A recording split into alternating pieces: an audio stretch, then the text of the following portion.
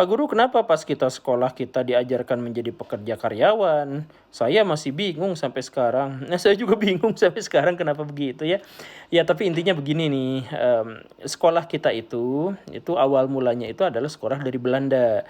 Dan sekolah dari Belanda itu adalah membuat orang-orang pribumi itu bisa menjadi tenaga kerja yang murah bagi Belanda. Kan kalau misalkan waktu Belanda menjajah Indonesia, kemudian tukang ngetik, tukang satpam diambilnya dari Belanda, itu biayanya sangat mahal.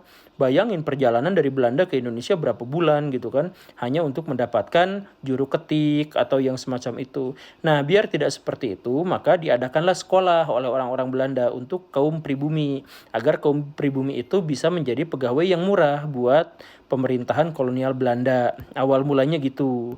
Nah, seiring berjalannya waktu ketika Indonesia sudah merdeka, ternyata ide dan gagasan yang dibuat oleh masyarakat Indonesia itu tidak cukup kaya, tidak terlalu kaya.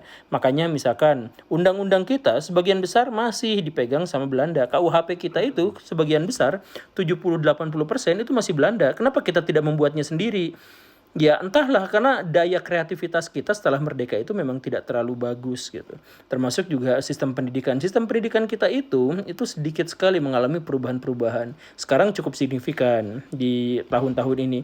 Tetapi sejak lama sekali pendidikan kita ya hanya diajarkan untuk menjadi pegawai. Misalkan saya mohon maaf ya, ketika ujian terakhir maka pelajaran yang hanya di ujikan itu adalah bahasa Indonesia, bahasa Inggris, matematik.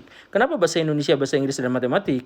Karena itu adalah pelajaran-pelajaran yang berhubungan dengan kepekerjaan.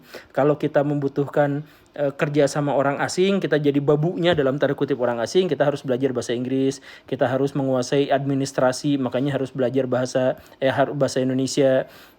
Walaupun sehari-hari kita udah berbahasa Indonesia gitu kan. Kemudian kalau misalkan kita harus belajar matematika karena ilmu hitung itu adalah ilmu yang cocok untuk pekerja semua bidang gitu kan.